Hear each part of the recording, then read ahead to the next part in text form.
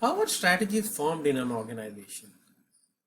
Are they planned or intended, or do they emerge due to opportunities, or is it a combination of both?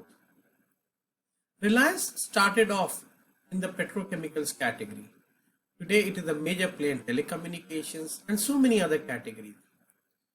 What is growth and strategies part of a plan, or did they emerge as realization of opportunities in the environment? In this video, we attempt to answer this question. So according to Henry Mintzberg, professor of management studies at McGill University in Canada, intended strategy is deliberately planned or conceived in organizations, whereas emergent strategy is a set of actions or behavior consistent over time, a realized pattern that was not expressly intended in the original planning of strategy. So the term emergent strategy implies that an organization is learning what works in practice. An intended strategy is an expression of a desired strategy as deliberately formulated or planned by managers. What basically he is arguing here is that strategy emerges over a period of time where companies look at opportunities and go ahead to exploit them. Let's kind of look at this through an illustration. Before I move on to the next slide, the comment here is that organization strategies do not so much develop on the basis of some grand plan as they emerge from within the organization.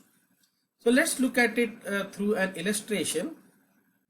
Companies start off with the intended strategy. That means they plan on achieving competitive advantage by doing a certain set of actions. Maybe not all of the strategies that were formulated is implemented. Some of them is implemented and some of them is not.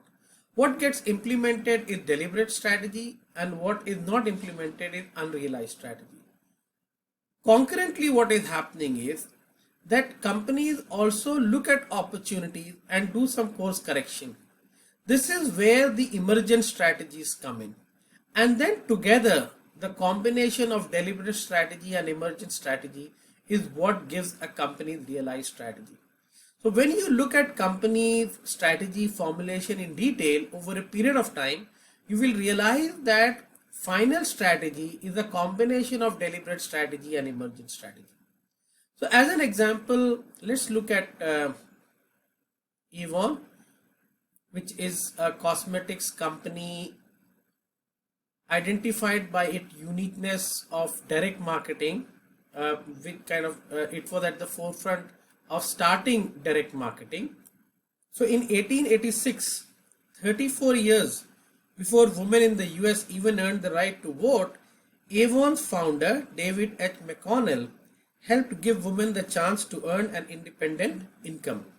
How did this come about? He didn't actually set out to create a beauty company. In fact, McConnell was a traveling book salesman and he offered beauty products as an additional perk to his female customers. What he saw that these women were more interested in the few perfume samples than the books, and that many of them stayed at home while their husband went off for work.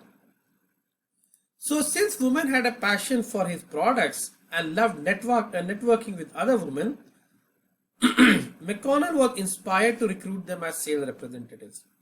From a small New York City office, McConnell himself mixed the company's first fragrance. The realized strategy of Avon as a pioneer of direct marketing system with women sales representative was a function of the intended strategy of selling perfumes and emergent strategy of recruiting women as sales representatives way back in 1886. So here we look at the concept of strategy formulation, and the argument is that realized strategy, which is the final implemented strategy of a company, is a combination of your deliberate strategy and emergent strategy. Deliberate strategy is your planned strategy, whereas emergent strategy is the strategy that comes about of opportunities that you see in the changing marketplace. There are so many interesting cases about this and companies that have done it, which we will look at in our class. So I hope you like this introductory video, and I look forward to seeing you in class soon.